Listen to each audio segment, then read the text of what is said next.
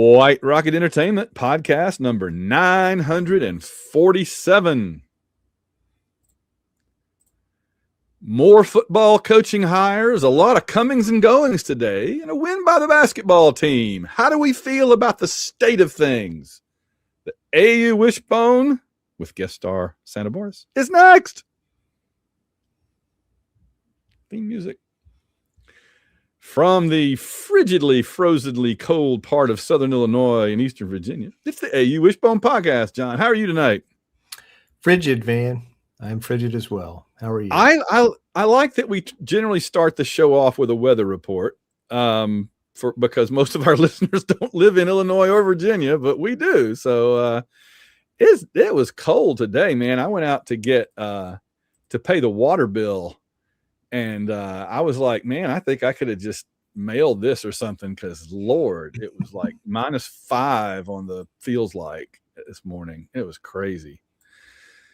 Oh, but we are safely ensconced in the palatial White Rocket Studios now. And hopefully this show will warm everybody up with its burning questions about what's going on the plains right now, and quite a few things are going on. But of course, before we get into any of that, we always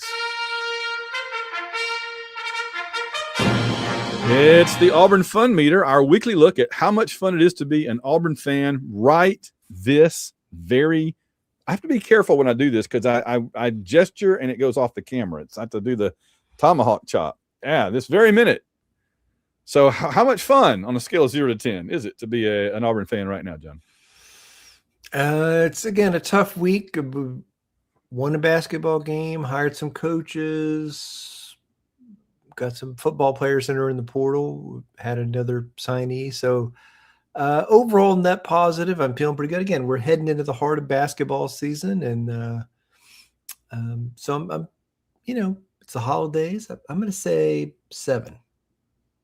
Yeah, no, that sounds good. You usually pretty much reflect what I'm feeling. So I know, I mean, we're going to talk about this in just a minute in depth, of course, but there have been maybe 1 or 2 entries into the transfer portal so far that I've not been thrilled. I think there's one that I was really not happy. I'm really disappointed, but by and large, so far, I think it's been over 10 people now that have announced there, and none of them are in it officially yet. These are just people who have announced that they are going to when the time comes. They could change their mind, they could go in and then come right back. That's happened too. So none of this is absolutely a lock yet. But but there's been at least 1 or 2 that I've been kind of like, man, but I guess you just, in this day and age, you have to expect that. And we haven't really, because obviously they're not actually leaving yet. Nobody can say really that they're coming here yet either. So we're getting the bad news, but we're not getting any good news. But let's just be clear with everybody out there. Nobody right now is getting any good transfer portal news. Nobody, right? No. There are people that said, I'm going to put myself into the portal when the portal opens. But there's nobody that said, I'm going there. No, not yet. So if you out there in AU Wishbone land, if you are sad and depressed about who from the Auburn team has put themselves allegedly in the portal and why you haven't heard of anybody coming, you just got to wait. Because there's not a university in America right now that knows officially who's coming. Am I not correct? Yes. No, that's where we are. So don't feel bad. I mean, when the day comes and they can announce it, you may be like, oh, we're getting who? We're getting that person and that person. Now you might say, but we did pick up a guy today, but that wasn't through the transfer portal. That was a commitment, right? That was a high school signee. Yeah. Exactly. Which we're going to get to. Okay.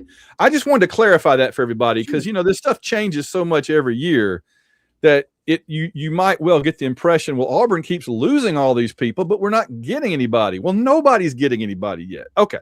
So we got that out of the way. I had a question for you. Now, we do have a magically powered being who's going to appear in a segment later to make a gift to take gift requests. But first, I just had this question for you. If a genie popped out of a bottle, or let's say popped out of a glass of Toomer's lemonade and said, I'll give you one wish granted completely if that wish is Auburn gets John Summerall and Golesh goes to Florida. Everything else stays the same. Nothing else changes, but Summerall goes to Auburn and Golesh goes to Florida. Would you say, yes, I want that deal, or no, leave it the way it is? Because I know what my answer would be in a heartbeat. Van, I'm just going to say this. I'm not going to run down John Summerall on this podcast. Okay. I'm not running him down. I said, would you swap for him or not? That's not an insult to him or a compliment. It's just saying, would you rather, if you could swap him now, how do you feel about it today? Well, I mean, the evening, the night before we got Golesh, I really wanted Summerall. Okay. Yeah, I really did. Yeah. And I was very disappointed that we didn't get it. So if the genie said somebody else made that wish and it's happening, I'd be, well, okay. I could live with that. So well, let's put it this way. If the genie asked me that night, because this is what I'm getting at. I think you've hit on what I'm getting at. If the genie had asked me that night, I would have been, yeah, oh, absolutely.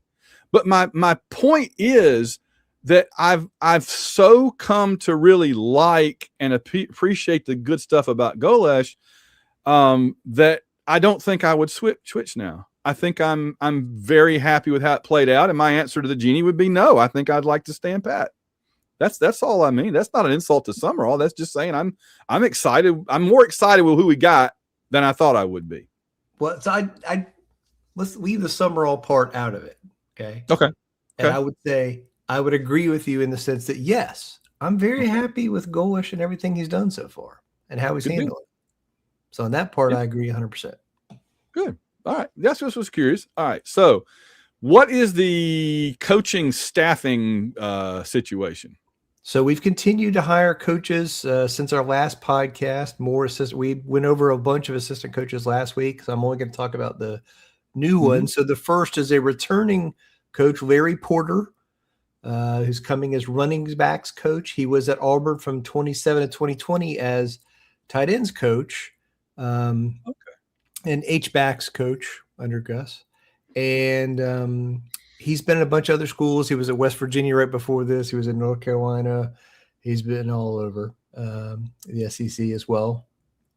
And so he's going to be the running back coach and a guy that's been a national recruiter of the year several times, a veteran coach. And then on the defensive side, we brought in two guys who were former SEC defensive coordinators. Coleman Huntsler is going to coach the defensive ends and edges. He was coming from Mississippi State, where he was the defensive coordinator at Mississippi State the last 2 years. And he's been around the SEC a lot. He's worked with Durkin before. And so he was the defensive ends and edges coach at Alabama the 2 years before he was at Mississippi State. He coached Will Anderson and Dallas Turner, guys like that there. So obviously coaching this position, he's pretty good at developing talent. Sounds like and that's why he got the Mississippi State defensive coordinator job. So, and then we also hired Tim Banks, who was the former defensive coordinator at Tennessee, and they didn't have a very good year this year, and they fired him. But he's going to be the co-defensive coordinator and the safeties coach. And, the 3 years prior to that, their defense was excellent. It was in the top 3 or 4 in the conference, and he was a defensive coordinator at Penn State before that. He was at Illinois before that and a good coach. So I like this. I like Auburn adding former defensive coordinators to the staff. Banks had worked with, Golesh at Tennessee. And so they knew each other well from that time. And so I like, Auburn adding more defensive coordinator experience under Durkin. Just these guys have played all the other teams in the league that we haven't played, and we're going to play both of their teams next year. So we literally have a guy who was on the Tennessee staff 5 minutes ago and a guy who's on the Mississippi State staff 5 minutes ago, and we're playing those teams next year. And between the three of those two at Durkin, they probably played everybody in the conference. So when we play some new team next year, we know how to prepare for them and what they like to do and stuff. So and those guys are going to be fine as position coaches. So I really like this move. That just seems like some pretty big names. I mean, as opposed to some we've had over the years, it seems like big names coming in here. That's always a good thing, I would think. It is. And I mean, I think a lot of our fans are like, oh, he's just going to hire, guys from South Florida or, small school guys. These are guys with SEC experience that could have gone anywhere. So I'm pretty happy with that. Defensive coordinators at SEC schools. That's amazing. Okay. And then we lost Marcus Davis, the wide receiver coach, which is disappointing. Yep. And May, that there was word that they might have offered to let him coach a different position or something. And he said he wanted to stick with wide receiver coach. And so they needed to move him out. And there was word tonight, right before this, that Auburn hired a tight ends coach, the last coach, and it is Larry Scott, who was, at the point we hired him, was the head coach of Howard.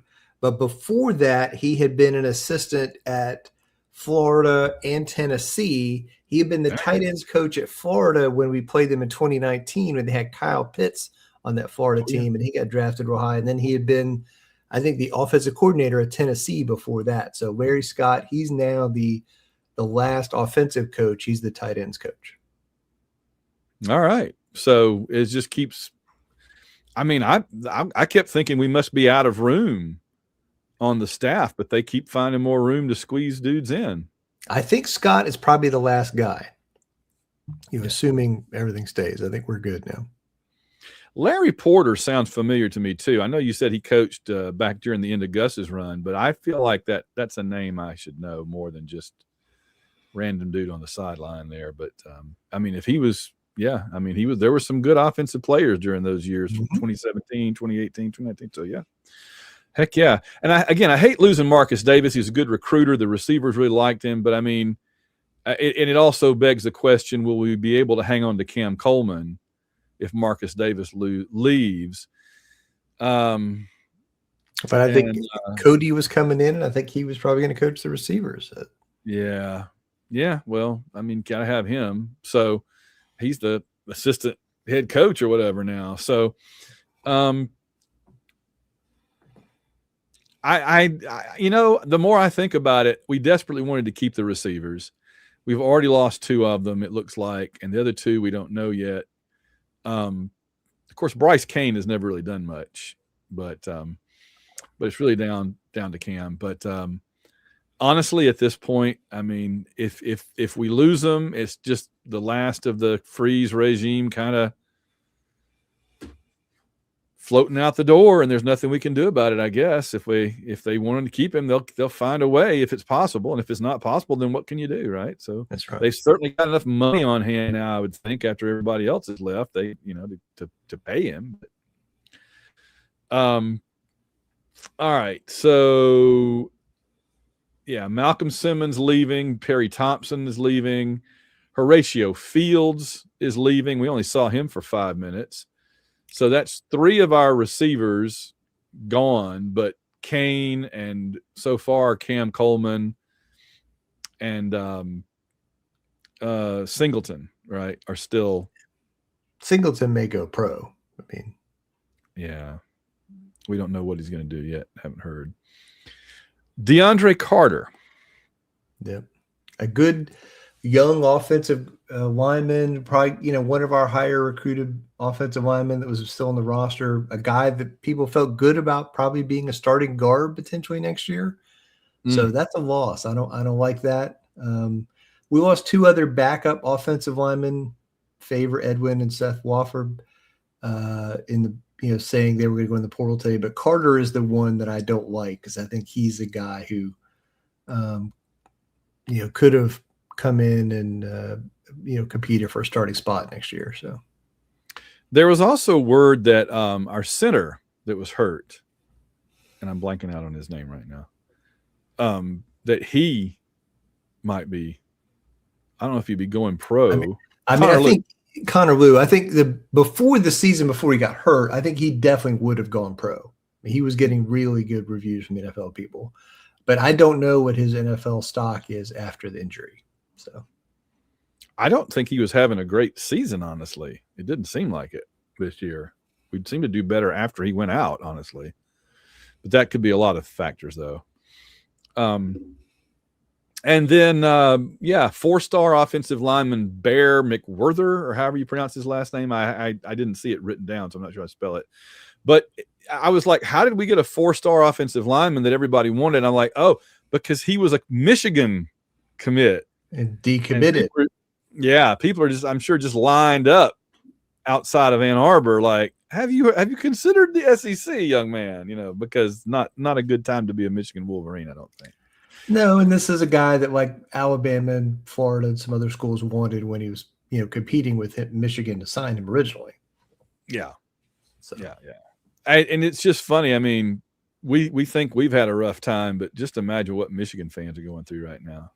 Good Lord. So, all right, we found out, we kind of knew most of it, but we got the actual dates and everything for the 2026 Auburn tackle football schedule. And let me get the little boxes out of the way. Let's talk about it. Stop jumping around, you stupid. Ugh. All right. So we knew we opened in Atlanta on September 5th with Baylor. And that's September 5th, actually. 4th, 3rd, 2, 3, 4, 5. Yeah, I was like, that might almost be the week after Dragon Con, but no, I think that's the Dragon Con weekend. No, it's the Dragon Con weekend. It's just later than the normal this year because of when Labor Day. It's the Aflac Dragon Con kickoff game, of course, Saturday. That means there'll be a lot of Auburn people and a lot of Baylor people swarming all over the happy Nerdy Gras hunting grounds in Mercedes-Benz Stadium. So I might be able to sneak over for some of that one. And as soon as I said that, our great patron and dear friend Kathy Bright's like, hey, see if you can get me a ticket too. And I'm sure Jared will say the same thing. So we might have a whole posse heading over from Dragon Con. And then I'm sure Auburn Elvis will be there. And let's see. Then on September 12th, we have kickoff on the Plains with Southern Miss. And I'm always happy to see Southern Miss on our schedule for two reasons. One, they are a long time out of conference opponent. We've played them as one of our non-conference opponents going back decades and decades and decades and decades. In fact, the very first game Bo Jackson ever played for Auburn might have been against Southern Miss, if I remember correctly. I'm not sure. Back when they used to be like as good as an SEC team. For a long time, they were absolutely, when they had Brett Favre, but even before Brett Favre, they were every bit as good. And most years they were better than either Mississippi State or Ole Miss. It really wasn't until it probably wasn't until the late 80s, early 90s that they kind of faded a little bit behind the other two just because they weren't in the SEC, I think.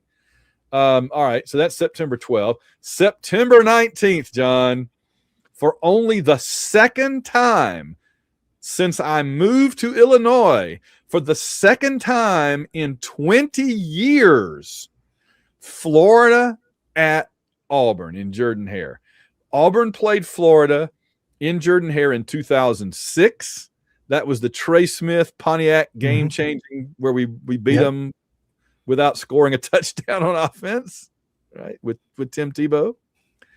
And then we played them again in a rather lackluster game in 2011 where Michael Dyer was a sophomore and probably had 150 yards or something, and we just kind of ground them down, in one of Gene's. One of Chiswick's wins, yeah. And that was it. The SEC schedule has been so bad for the last 20 years. So bad. I mean, has Georgia yet played at Texas A&M? Didn't we decide they never have? They never played there.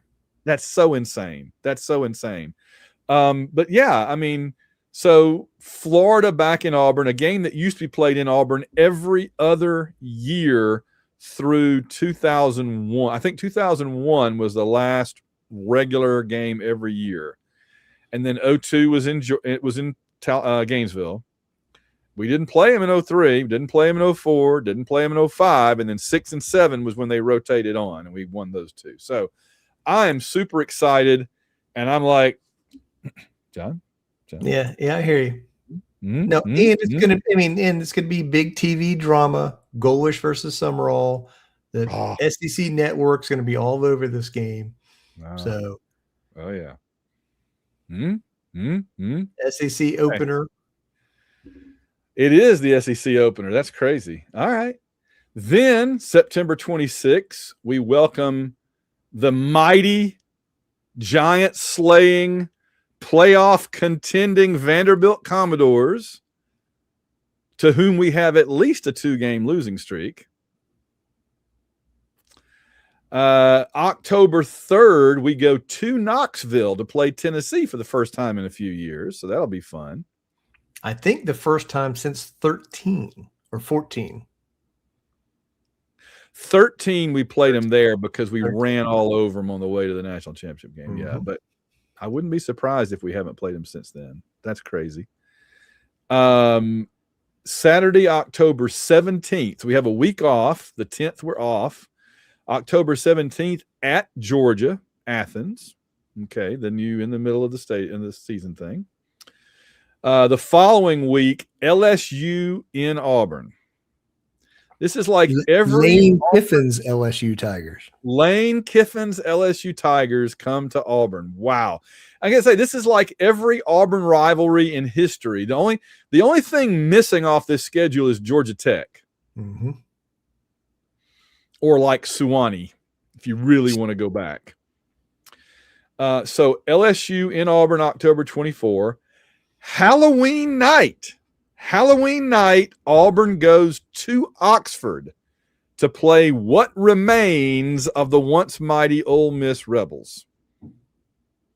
And I might zip down to that one. That's not that far away from me. It's about as far away from me as Chicago in the opposite direction and a world away. That's a fun one. Other end of the world. Yeah, thinking about that. November 7th, Arkansas at Auburn. And then that's the last SEC home game. November 14th, we go to Stark Vegas to play Mississippi State. The following week, we have the Samford Bulldogs.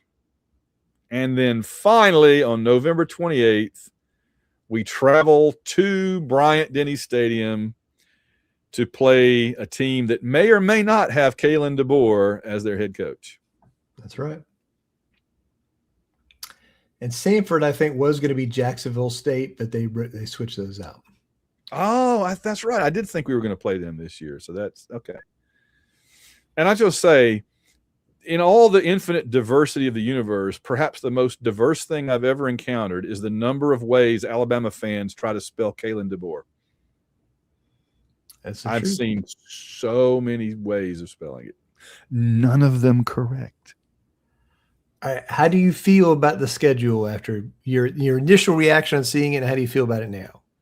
This is, it's funny. This is one of those schedules that in some years would be terrifying. I will note, by the way, there's no Oklahoma, no Texas. No. Texas comes on in 2027 at Austin. But there's no Oklahoma, no Texas. And what that means is, and no Missouri, and no Texas A&M. So with the lone exception and no South Carolina, you see where I'm going here? With the lone exception of Arkansas, this is like a 1985 schedule. That's what I think people are liking about it. Arkansas is like this out of conference game. That's in a schedule that got off a UFO from 1985. And again, like for the old school Auburn fans like us, we want to play Tennessee and Florida. That's what we want. That's the teams who want to play with Georgia and Alabama. And I'm excited to be playing Tennessee and Florida.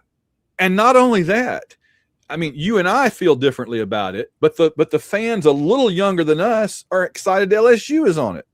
Yes. This is like a little bit of everything for everybody from the 1980s up through like 2010. I mean, think about it. Baylor, we used to play in the 70s with Barfield. Southern Miss, we used to play with Pat Dye. Florida, Vanderbilt, Tennessee, Georgia, LSU, Ole Miss, Mississippi State, Alabama. That's like the whole schedule from 1980 something. It is. So it's the first year of the 9 games. So there really is one more conference games. It makes it seem like more conference games. And this is a game. This is an SEC schedule with 5 road games. Yeah. Only 4 SEC home games. We play 5 road games next year in conference. Our home SEC games: Florida, Vanderbilt, LSU, Arkansas. Florida, Vanderbilt, LSU, Arkansas. Florida, LSU, and then Vanderbilt, Arkansas. That's not bad. That's okay. That's right. We got to win those games. This is what we're calling that now. Like, we got to win the non-conference games, and we got to win those home games. Well, think about this. We got to go to Tennessee, to Georgia, to Ole Miss, to Mississippi State, to Alabama. Oh, the other thing I was going to observe about this schedule is a couple of years ago, this would have been a terrifying schedule, but the teams have changed. I'm not scared of Florida. I'm not scared of Tennessee. I'm not scared of LSU. I'm certainly not scared of Mississippi State or Arkansas. I mean, and Ole Miss, I would have been scared of them more, but I'm not as much now. You know what I'm saying? So really, Georgia, Alabama. I mean, I know I should be more scared of LSU, but they're going to be in the first year with. I think they're not a powerhouse yet.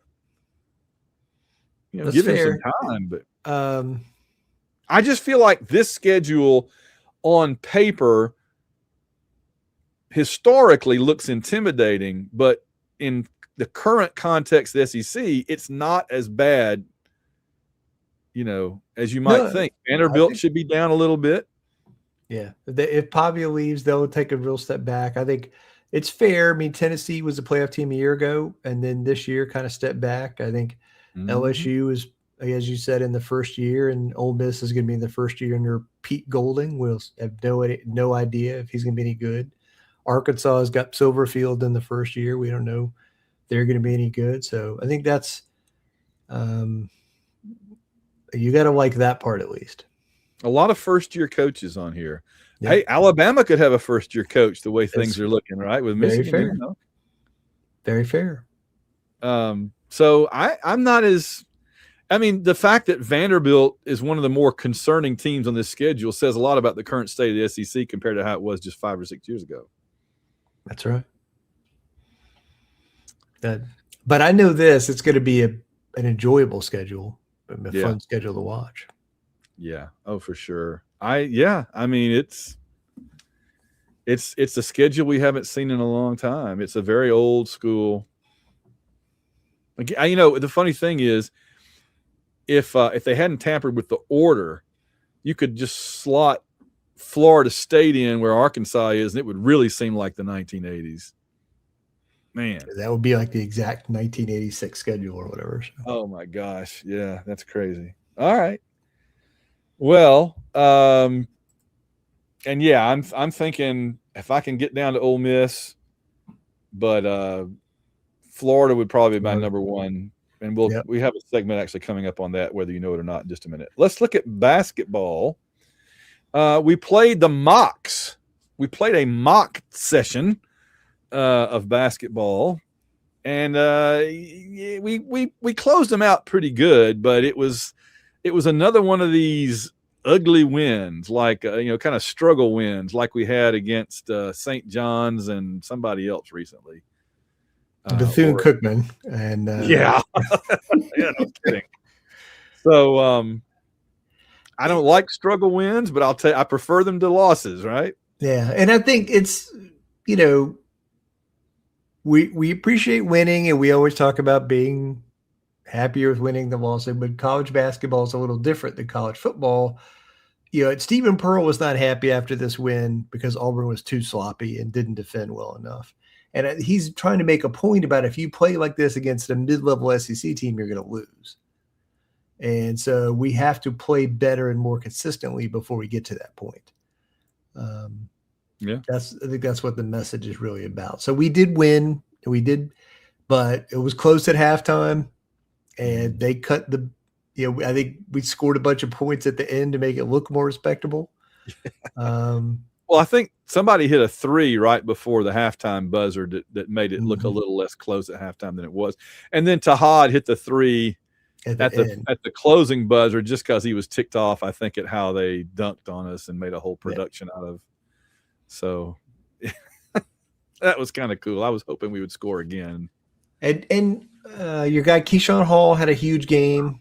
I mean, he had like 20 points and 15 rebounds and some assists.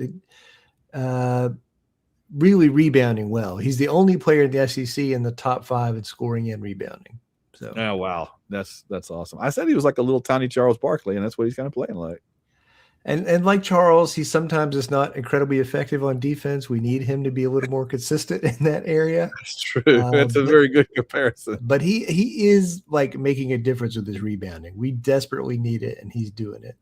One of the big stories in this game was that in the week before the game, Elijah Freeman came to Stephen Pearl, the coaches, and asked to come off the bench so that Sebastian Williams-Adams could start. And I think it helped. Elijah had a really good game, and Sway had a very good game as well. And I think it helped the starting lineup. So I think that's something they'll probably continue going forward. And that's something that has happened before under a Pearl regime, right? This is not the first time that we've had that kind of thing happen. So no, we've had unselfish players make unselfish plays like that, but things like that before. And Freeman, it's not like Freeman didn't make any plays. He made plays. So he's had a big impact. I mean, yeah, there's 2 or 3 players that I've been kind of disappointed they vanished basically off the roster lately. And there's 2 or 3 players that I wasn't really expecting a lot out of that have kind of stepped up and been very impressive. So, that's just kind of the way it always works in basketball. You can never really predict who's going to mesh and who's going to catch on quickly and who's going to struggle. It's like every year we've had a big transfer that ended up never getting off the bench after the first couple of games. This year it seems to be the Monmouth guy, I think. But Overton and Freeman and Sway, and I mean there've been several. The point guard, Murphy, Kevin Murphy. Magwood is who you're talking about. Magwood, yeah. Well, I'm glad you mentioned Murphy. I mean, God, I just wish he had a little help. This team could be so much better if it just had Dylan Cardwell on it. You know what I mean? If Dylan could have just found like one more graduate degree to go for. Well, or just pick your Auburn backup center from the last 15 years, right? One of those guys, Aubrey Wiley or whatever, could have, could have made a big difference in this game because we need more bigs. And so the big news this week also is our backup center, Emeka Oporum, is out for the season with an injury. So that's bad because we need more big guys. We need somebody else to come into play and make it with some size, and especially on the defensive end. And now we don't have it. So it's really the upfront guys are Keyshawn Murphy and Philip Jovic and Sebastian Williams-Adams are kind of the big guys. They've got to be under the basket making plays. So, which they're not. But there's a player I wish we could get on the team, Bunai Droom. Yeah. He wears like black glasses and a mustache, when he plays. I'd love to have that young man, that young amateur player on our roster. You don't appreciate a guy like that until the consistency he brings to your offense until he's not there, and you don't have that easy drop the ball into him in a pass and he makes an easy basket. When he's going, you miss him. Yeah. Well, and that's why I was saying Dylan, because as much as we love Dylan and as great of a human being and a good basketball player as he was never a superstar. Yeah. And I wasn't saying Auburn needs a superstar like Broome. We just need somebody that's big and can like control the paint a little bit and get some rebounds. Yes. No, and Dylan's leadership qualities would be great in this team too. I think we need that as well in a big way. But the big gaps we're seeing right now is, as you said, like the size piece, a center, backup center position, and then really behind Overton at shooting guard, we're not getting anything right now. So we got Simon Walker, we got essentially Magwood there. We got, we've played a lineup with Freeman there where he plays big. So we're really not getting anything out of that group. And we can't play, Overton and Tahad 50 minutes a game. So that's kind of the problem. In fact, it looked to me like we even did a little experimenting. I may be wrong. Maybe I was seeing things, but it looked like against Chattanooga, we even did a thing where Magwood was playing point guard and Tahad played off guard. Tahad was playing shooting guard a little bit. The problem there is Tahad can't throw it in the ocean right now. It's driving me crazy. Well, no, back up. He's averaging like 20 points a game the last 6 games or whatever. So he misses so many shots, though. He just misses so many shots.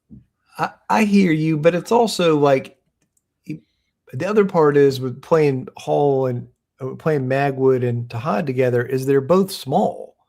And if the other team has big guards, they're going to freaking score. We're playing those two. So, yeah.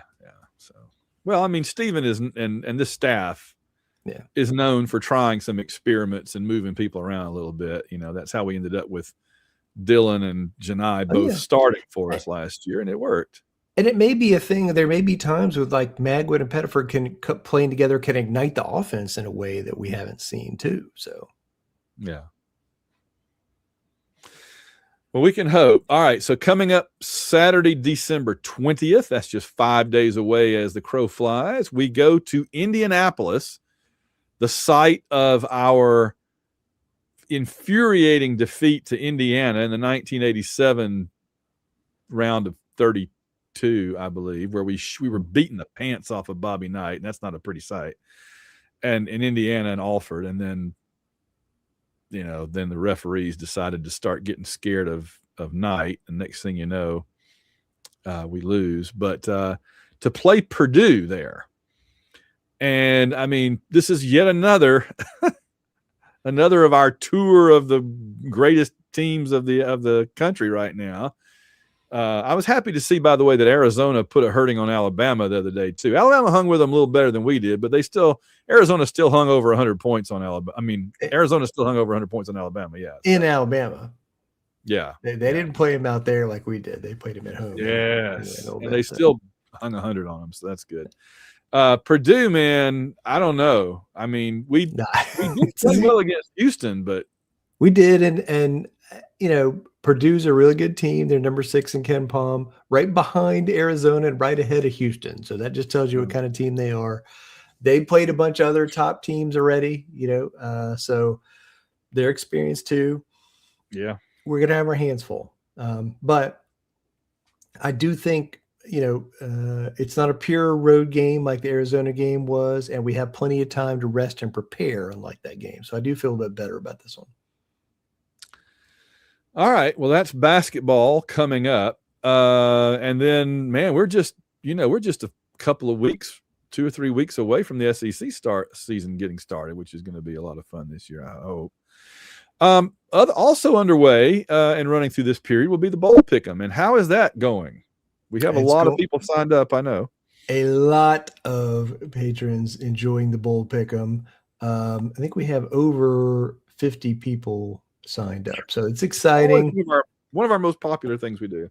It is, and there's only been 2 bowl games so far. Many of us are 2-0, so if you did not get in, you not get your picks in, let me know, and I'll work with you. But it's fun, and looking forward to it. We have 56 people competing. We're doing it on ESPN, and the next bowl games we'll discuss in around the SEC when they come up. So it's fun, and we got some more good team names in here. We'll spend the next couple of weeks going over. I just want to say real quick, if you want to play, you've only missed 2 games. There's plenty available, so you can jump right in and only, and not be too far behind. Just go to www.auwishbone.com, click on the big orange button, become a patron, and you probably at that point, because it's not automatic, you probably want to let us know.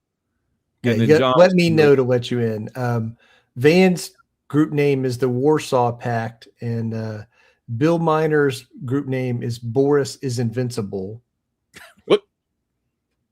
Boris has a segment coming up in just a minute, so he's kind of hanging around off camera. Not really. I see a nose, but no, not yet, Boris. Hang on. All right. He has a little segment he's been working on coming up.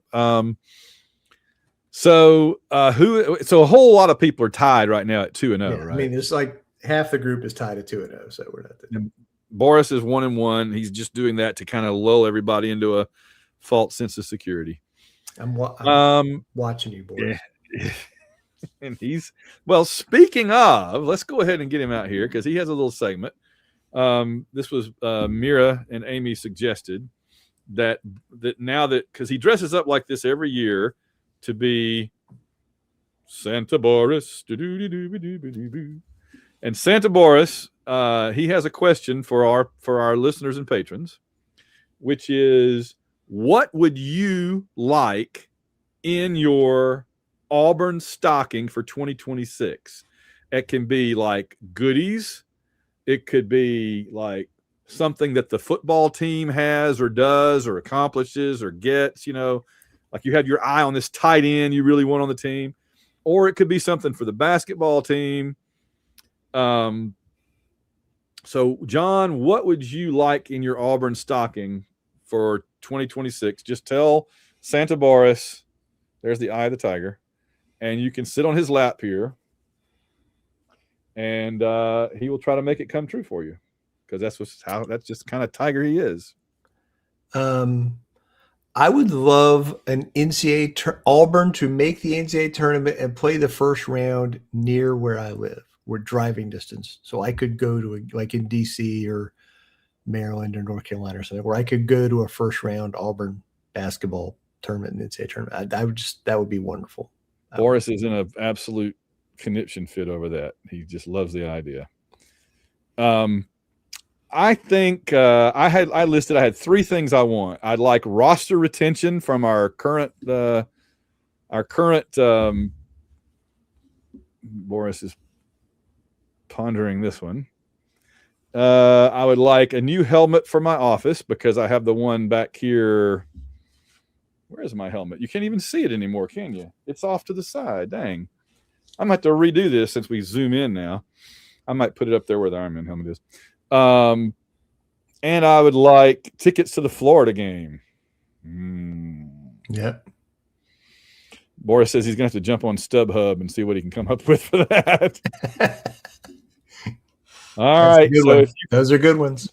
Yeah. If you folks out there in Wishbone land, what is your wish for Santa Boris to bring to you this year? Send it to auwishbone@gmail.com, and Santa Boris will go over the greatest picks on our next episode. Merry War Eagle Christmas. All right. Thank you, Santa Boris. Always good to see you.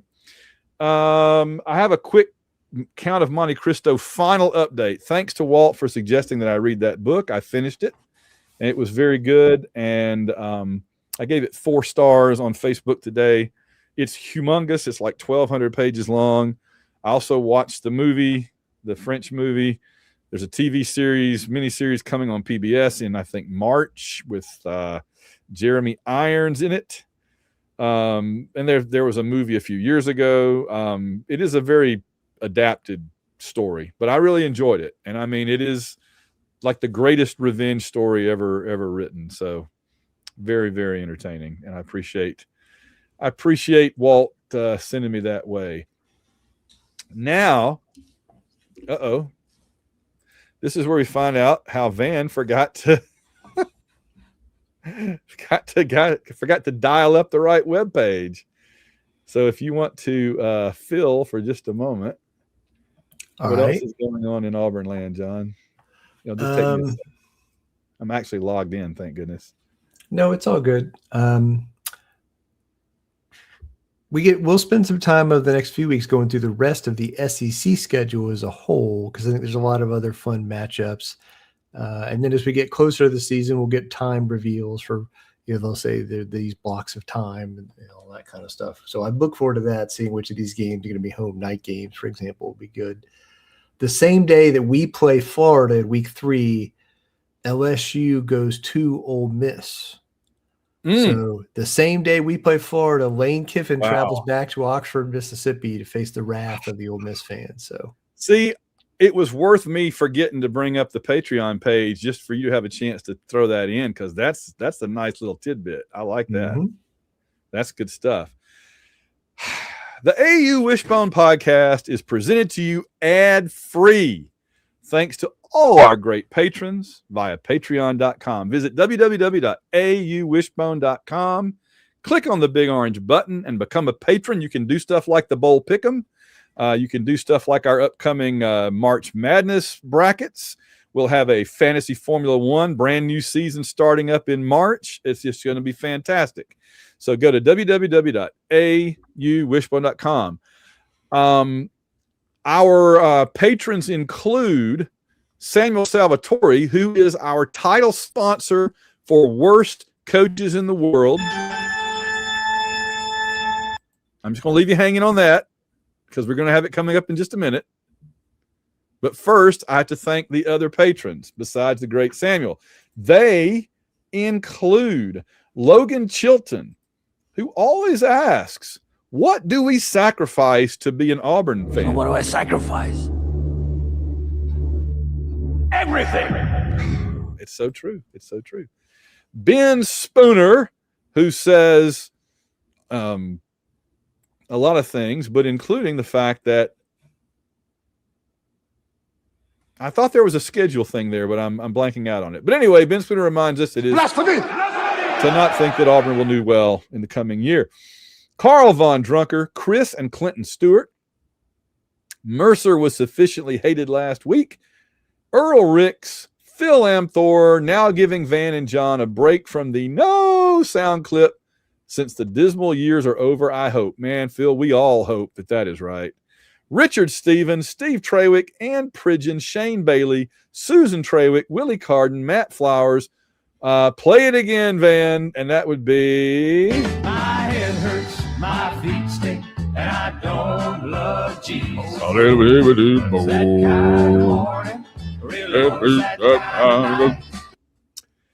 Gary Grant, a.k.a. AU fan at KSC, William Morgan, Bradley Blackman, Eric Morgan, Michael Kirshner. If Carol Shelby, I always enjoy these, could see Notre Dame fans, he'd say, I don't speak Italian, but he ain't happy. I'm going to say Michigan fans, too, to be fair there.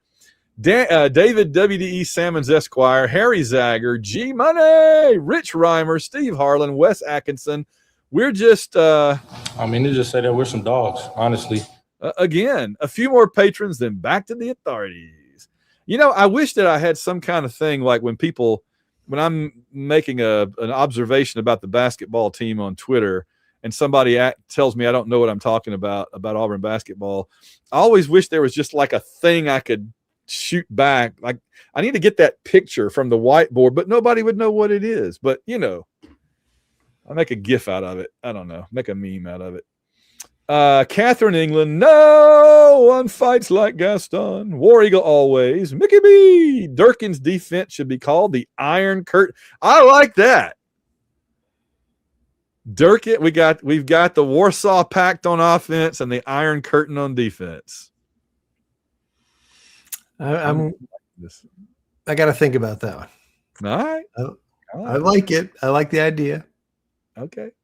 Winston Body, defending fantasy F1 drivers, manufacturers champion Lane. Well, not anymore, Lane.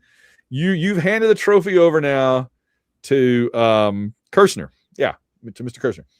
Brandon Smith, Daniel Odom, 2008, 2009 Taliban Wrangler World Champion. H-Town Danny, WDE Richie, Chris Hilton, Ben Bloodworth, Bob W.E. Salmons, Auburn University debate team 74-75, and current Sleazy Shyster. Algo Rhythm and Blues, Rusty Owens, Goodbye Hugh, Hello Happiness, Luther and Kelly Ottaway, What Would the Terminator be called in his retirement? The Exterminator. Todd Robinson, a.k.a. Undisputed 2012 Doubles Badminton Intramurals Champion. Badminton is a game that is infuriating to me. I don't know how anybody hits those little things. They're just hard to hit. The shuttle. Yes, those. Chad McDowell, Auburn football's Elvis. I can't wait to see what StreamYard decides it should make little video clips out of this whole nonsense. Wade Ward, Reynolds Wolf. I have not said the famous command word yet that we've been told we can do. So I probably should have done that when we were talking about the SEC schedule. That's probably when I should have done it, and I didn't think about it. So Philip Martin, Jeff Hunter, a great day, comrades. We sail into history. Oh, I did add a couple of things. I'll say this: we're not. Who is it that's rolling off of our schedule that we're not playing this coming year? Missouri A&M. Oh, Texas A&M. You're leaving our schedule. Well, bye. Good. I added one other that I thought would come in handy at some point. I must break you. I know we already had that one. I tried to clean it up a little bit, but it's still kind of hard to hear. Let's see. Timothy, Russell Milling. I want to use my H.W. Brands one at some point. We haven't talked about Alabama, though. Randall Walker, David Simpson, Josh Teal, Tony Perry, Rob Morgan. Patrick Williams says the AU wishbone is simply... Whether you like it or not, learn to love it because it's the best thing going today. Woo! Shannon Butson, Construction Tiger, Papa Todd, Cato, the SEC Pick'em champion. There you go. He got his resume on there. Good job. Stephen Houston, Kevin Mahan, Blake Heron, Sarah Hines, Sasquatch. Here we go. 7 times North America hide and seek champ. Wonders if Coach Golesh can get me into the Eastern European hide and seek games. Sasquatch, you did it. You got the whole thing in there. That's awesome. Way to go. Well done. Well done. Tim Pittman. Oh, that reminds me. Have you seen the thing Jared's doing? Yes. Our third banana or fourth banana, yes, depending on how you count Boris. For those that don't know, Jared every day. Well, Boris thinks that you and I are second bananas for him, but Jared would be, I guess, third or fourth banana. I feel like I'm the third banana to you and Boris, but I'm just putting that.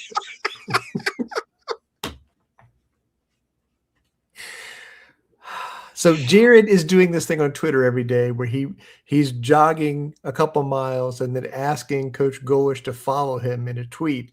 And he's like, it's really cold. Please follow me, Coach, so I don't have to keep doing that. He's going to keep doing it till he follows him. I hate to tell Jared that that's not going to work, but I'm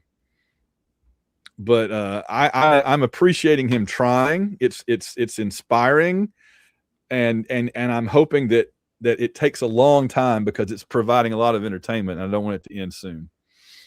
I'm sure Jared doesn't appreciate that, but I hope it is successful, and I hope Jared has a good run. How about that? And I hope Jared doesn't die of frostbite before it's over. Yeah. That's right. Tim Pittman, the aforementioned Boris the Tiger, Santa Boris. What?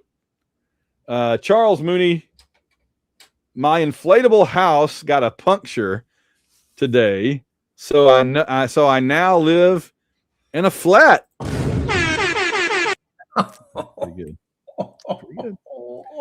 Pretty good. Pretty good. That's one of those British lines that people don't always know.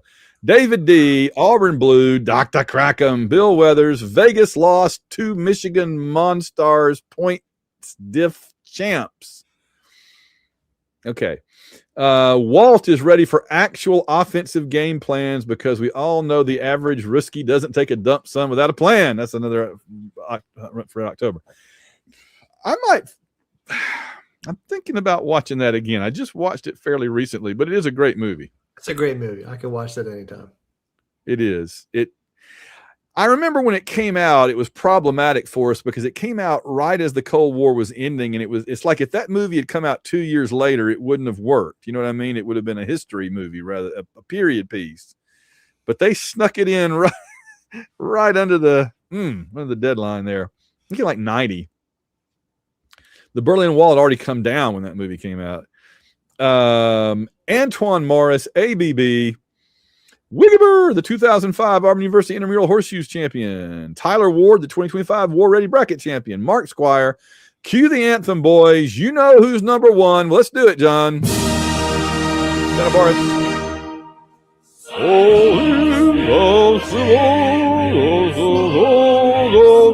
Auburn, number one.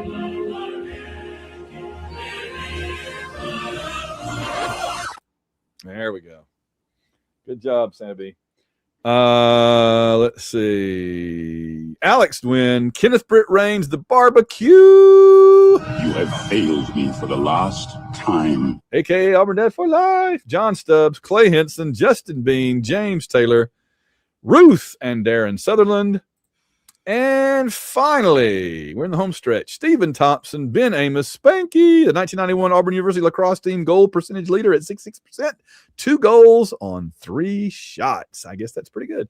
Chris Como, Darren Pyle, Theodore Gary, David Smiley, Trevor Johnson, Royce Alvarez, college equestrian expert Auburn Elvis, AU Falling Up, John Otsuki, Paul Banks, and MVP captivating Kathy Bright. You don't have any friends. Nobody likes you. Ben Rigas, Bobby Polite, Elizabeth Donald, I'll buy this for $1. Rich Hammett, Chris Braun, Alex Browns, Siberian Tiger, that's not you, B. The Slinko family, Daniel Witten, Tim Sauls, Jim McCrory.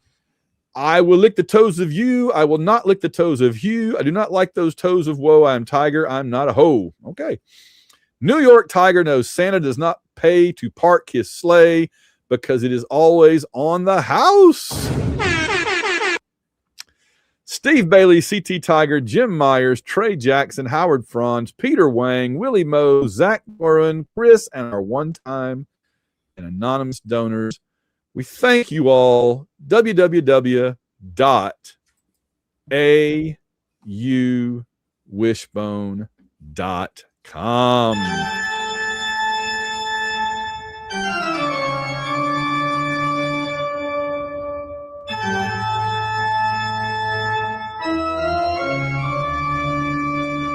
Coming up, we have listener questions and around the SEC. But first, presented by the great Samuel Salvatore as our title sponsor for this segment, it is our weekly list of the most idiotic, stupid, and ridiculous worst coaches in the world. And this week, it's a pretty short list, John. It's kind of hard to go wrong here. Samuel points out Sharon Moore, formerly of the Michigan Wolverines, now of the Michigan Correctional Institute. Threw his career away because of an affair with an intern. Really dumb to have a coworker affair, no doubt. Cheated on his wife and letting his 3 daughters down. Immediately taken into custody right after being fired from his job. What a loser. Got the intern pregnant. Wanted her to get an abortion, which she refused, which has led her to the university to their affair. And I believe she did, though, actually. After he was fired, he went to the intern's house, seized a knife, and tried to stab the girl, which is what led to his arrest. And I just want to add, every time we hear something about this, it just seems to get worse and worse. I mean, at this point, I'm thinking he also kidnapped the Lindbergh baby. It's a terrible story. It is. And I mean, Michigan fans have to just be not even going out of their houses right now. I mean, you know, we've been embarrassed by some of the things our coaches have done over the years, but I don't think very many have come close to this level. Not on the of same planet as this. No. So, and Michigan's current coach, their interim coach, is an interesting dude. Yes. So that isn't going to last long. But I have a dream, John, that they hire Kalen DeBoer. Not because I fear Kalen DeBoer, because I'm enjoying them losing 3 or 4 games a year, but because I just like more turmoil and chaos for Alabama and seeing that other programs can hire their coach away. He's made a bunch of denials in the last 24 hours, but if they lose to Oklahoma, it's on the table. Yeah. If Alabama wins that game, he won't leave. If they lose to Oklahoma, him going to Michigan's on the table. It's called the Bill Curry maneuver. Mm-hmm. Well, or the who's the one that went to A&M? Oh, yeah.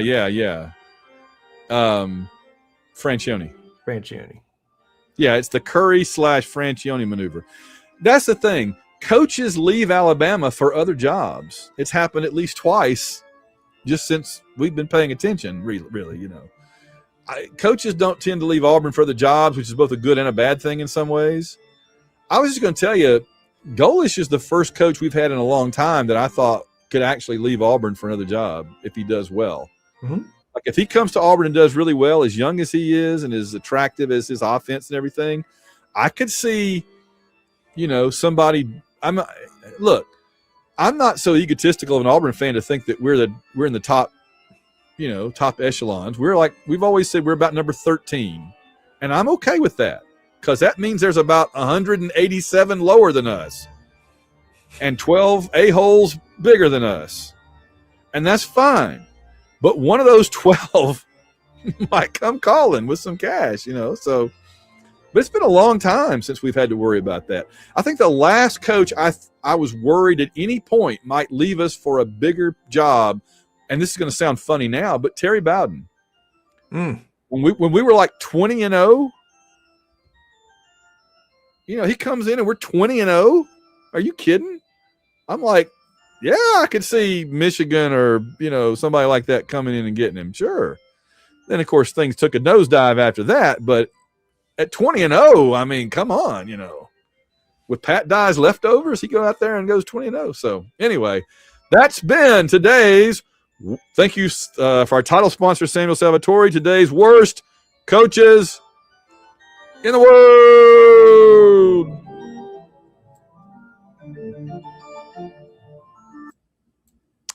All right, let's go right on into. Thank you. Order. Questions to the Prime Minister. It's time for listener questions. Dun dun dun on the AU Wishbone podcast. We gotta get better at celebrating.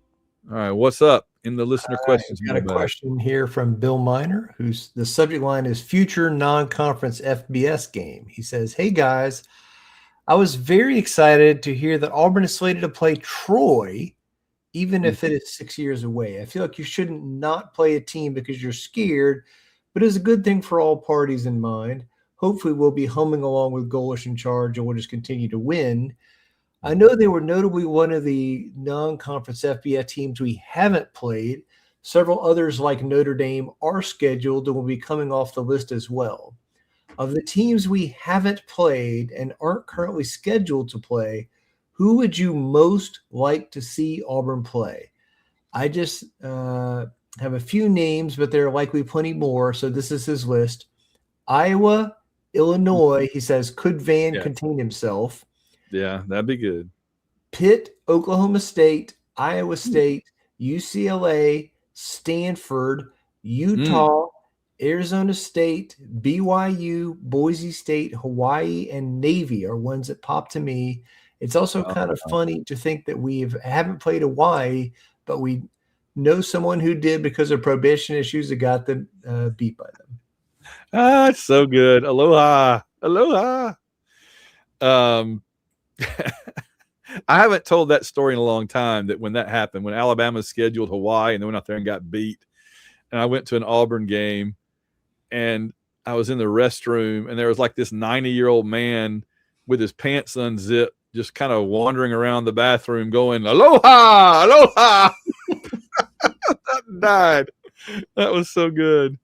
But Navy would be cool just because Navy's kind of my second team. But Navy would be cool. Again, for all of these, I'd love to do a home and home, right? I mean, I'd love to play Illinois or Iowa in home and home. I'd love to play BYU or Utah in home and home would be great. Come on, that would be Beautiful. really fun to play out there in Utah. Go see my and see cousins. one of those schools. You know, we had Stanford would be- UCLA scheduled, and they canceled it. Stanford's, it's fine, I guess, but I'm not real worried about Stanford anytime soon. Pitt is an interesting one. I Yeah. like Pittsburgh. It's a cool place. They're kind of a chaos engine like Auburn, so that could be kind of a fun home and That's home. true. ACC power Pitt at this point. So Yeah. but no, out of that list, to me, I would say Utah, BYU, or they're like Illinois or Iowa, and then maybe Pitt. Definitely Illinois, Navy, and yeah. I mean, I'm surprised we haven't played Iowa State. That seems like a natural match too. Mhm. So, yeah. So those all sound good. Who doesn't play teams like Troy though? Alabama.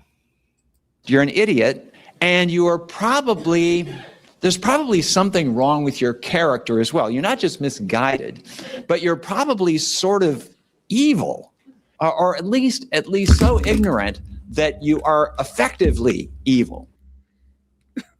I'm just part of it because I was laughing and my headphones fell off.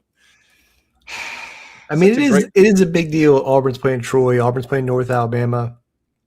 Auburn's played every in-state school basically, and Alabama plays none of them because they're scared. Yeah.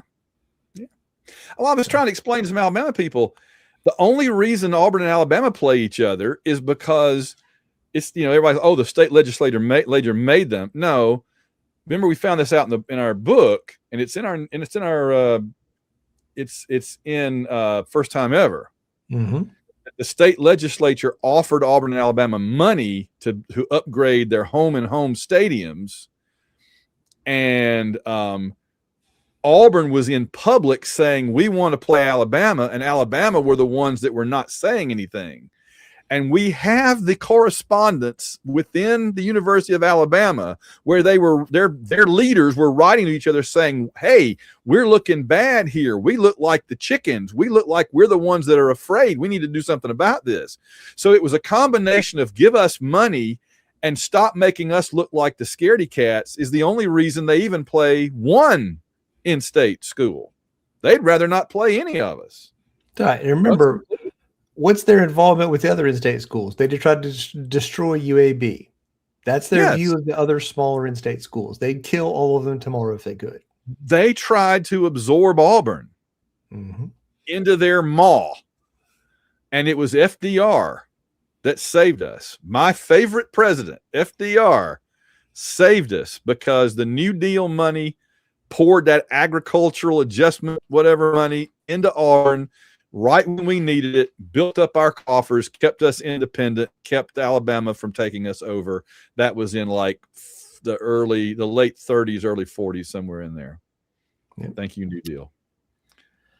All right. That is the only question we have from listeners. If you have a question for us, please send it to aewishbone@gmail.com. I have a question for Van since we only had one listener. Well, I was going to say that was a really good question. We appreciate that one. That was a good question. For who, and I'm glad he mentioned the Troy thing because we didn't mention on the show. It's a big deal. Yes, that's right. Here's my question for you. I was going to save this for a future show, but I'm going to ask it now. Okay. This is a quarterback scenario question. Okay. The goal is to win this year. Oh. Okay. I know where this is going. What if South Florida quarterback Byron Brown enters the transfer portal and wants to come to Auburn? He knows the system. He's been very effective in that system. But by accepting him, you might drive off Deuce Knight, for example. What would you do? But would Ashton remain in that scenario, or we lose both of them? Or do we only lose There's one? no guarantee about Ashton. I mean, there's rumors Ashton Daniels going in the transfer portal. That was not officially reported today, but that's in the rumor mill. Ooh. I feel like if it's just Brown and Deuce, they could coexist, especially knowing this would be Brown's last year and Deuce would basically be the crown prince and inherit the whole kingdom. Yeah, but I think somebody's going to tell Deuce Knight, you can start here this year. Why are you sitting on the bench? I think that could happen regardless of what Brown does. That's true. But because Daniels is the starter right now. So let me ask you this. I'm telling you, Golish comes to you and says the objective is to win football games in 2026 with the schedule we just went over. Your choices are Byron Brown, Ashton Daniels, Deuce Knight. Pick one. Yeah, I know the need to win immediately favors Brown, but I think the upside with Deuce that we saw in that Mercer game, I know it was Mercer, but still, he looked like Cam Newton out there. How can you let that go? I think you do whatever you can to keep Deuce, bring in Brown, and you tell Ashton, stay if you want, but if you got to go, we understand and we wish you nothing but the best. I don't mean to be selfish, but I feel like you got to keep two of those guys. I get it. But if I told you can only keep one of those three, what are you doing? Deuce. I hear you. Because Brown has only got 1 year, and then we got nothing. Daniels has only got 1 year. But if the objective is to win in 26, I think it's clearly Brown. The Deuce Knight play is a longer term play where you might get 2 or 3 years out of it. I think he'd be good next year. I think he would be good next year. I agree with him that he could be starting. I don't agree with, So I want to say this. I think Deuce Knight could be really good in this offense. I think that's great. You can start him at Tennessee and Alabama, Georgia next year. We'll have real problems. I'm just laying that out there. So but just bear in mind, if Deuce leaves, the other two guys will be gone after next year too. Sure. If they're not gone before that. And then you got nothing. I hear you. I want Deuce. I don't know Byron Brown from a hole in the wall. If he comes in and is good, then God bless him. Let's go.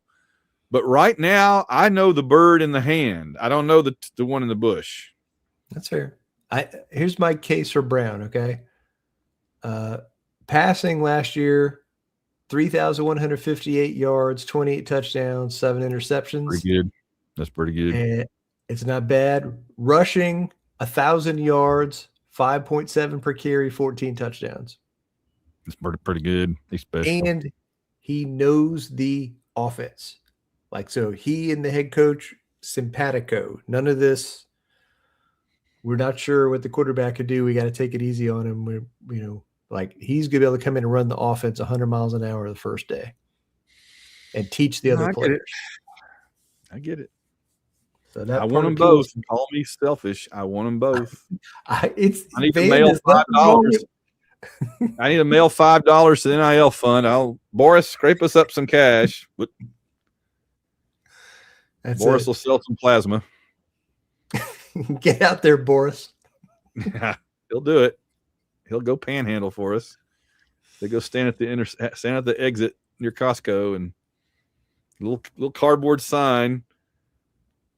Will be cute for NIL money. NIL money, baby. All right.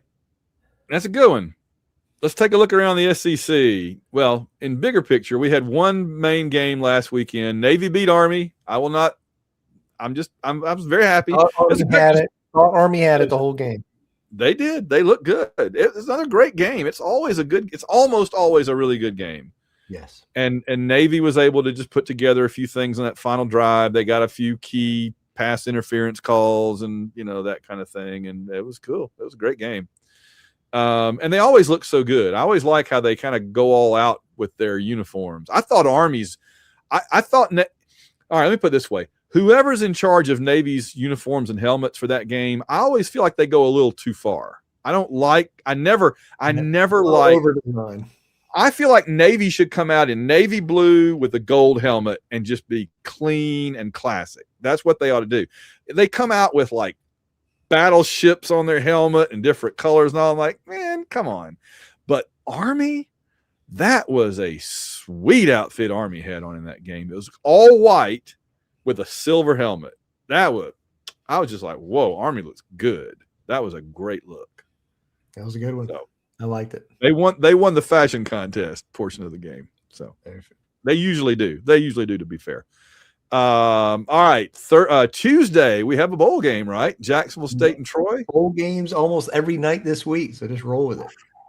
It's the most wonderful time of the year. As I always say, John, we'll have football and football and football and football and football and beer. It's the most wonderful time of the year. Thank you very much. That one is, thank you. 8:00 Central, 9 Eastern, ESPN on Tuesday. Wednesday, Old Dominion, not the New Dominion, not the Middle Dominion, the Old Dominion. Old Dominion versus South Florida. Perhaps you've heard of them with a certain Byron Brown. And that one's at 4:00 Central on ESPN Wednesday. I have to make a note of that because I don't usually go looking for bowl games at 4:00 on the first bowl week. Delaware and Louisiana Lafayette at 7:30 Central. Thursday, we got Arkansas State, the cradle of Auburn coaches, versus Missouri State. I got to tell you, I live 20 miles from Missouri. I never see anything about Missouri State. I wouldn't know they exist if they weren't written down here. Which is almost true of Missouri too. Nobody cares. Nobody cares. So weird living in this area with as an SEC fan. Friday, Kennesaw State, which was like a little commuter 2-year college up in Marietta when I lived there. Yep. Now they're the big time. Look at you, Kennesaw State. Versus Western Michigan at 11 a.m. Is that 11 a.m. Eastern? Yes. Or is that the Jefferson Pilot? Wow. 11 a.m. Eastern. God, get up early for that one Friday. And then Memphis versus NC State at 2:20 Eastern on ESPN. All right. And then comes, you may have heard of it, the college football playoffs. You know what they are. Playoffs? Don't talk about playoffs. You kidding me? Playoffs? Yes, I'm not kidding. Friday, this coming Friday, Oklahoma is letting all their students and whoever's be working on that random December 19th go. They're not going to have a work day that day. It's a vacation because they're playing Alabama.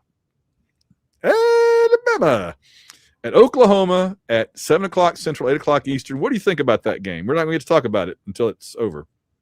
I hope the weather is freaking miserable at that game. I hope it's like, 35 degrees sleeting or something, and while they're all sitting in that stadium. Because also that would really mess up the Alabama passing game too. That would just be delightful. And we know they have no run game. No, and they can't handle the cold. They would all be whining in the stands on the side. And they can't handle the Oklahoma defense either. No, so I mean, again, remember when Oklahoma won before in Tuscaloosa, that was one of the flukiest games of the year. It was like a 90% win probability for Alabama. So Oklahoma's going to have to play much better at home to have a chance to win this game, but I think they can. So it is at home, so that helps. Yeah, that'll be nice. 7:00 Central, 8 Eastern on ABC, and then on Saturday, get ready. Miami at Texas A&M at 11 a.m. Tulane at Ole Miss at 2:30. That'll be fun. And then James Madison at Oregon. Does Mr. Madison have a chance all by himself against Oregon? Yes. So James Madison is a good chance, but a chance. They've come completely under my radar. I think of them as a mid-major basketball program. They're a mid-major football program too, but they haven't played any Power 5 teams this year. I think they're pretty good. All right. I don't know if they're going to hang with Oregon. Their coach, James Madison's coach, just got hired away from UCLA. We'll see if that's attraction. But I think they got some players, and I think they're gonna be able to hang around with Oregon for a while. So that'll be fun. All right, I'd love to see a brand new team come out of nowhere and like a basketball, like one of these George Mason type basketball runs that. And then on Monday, Utah State, Washington State at 2:00 Eastern, 1:00 Central on ESPN. And John and I, we were just noting that we will not be doing our live show at the usual time on Monday because we have tickets to the Illinois-Missouri basketball game in St. Louis, a sort of border war there. So it's just basically the chance came up to get the tickets, and my wife said, hey, that sounds like a fun thing. So she went and grabbed them and told us we're going to the Illinois-Missouri basketball game, which my daughter may be going to Illinois in a year, so she was interested too. So we'll figure out when we'll do our show, and we'll tweet it out and so forth, and we'll figure it out when we're going to do it. But anyway, it will not be at this time next week. It might be Sunday night or whatever. We will see.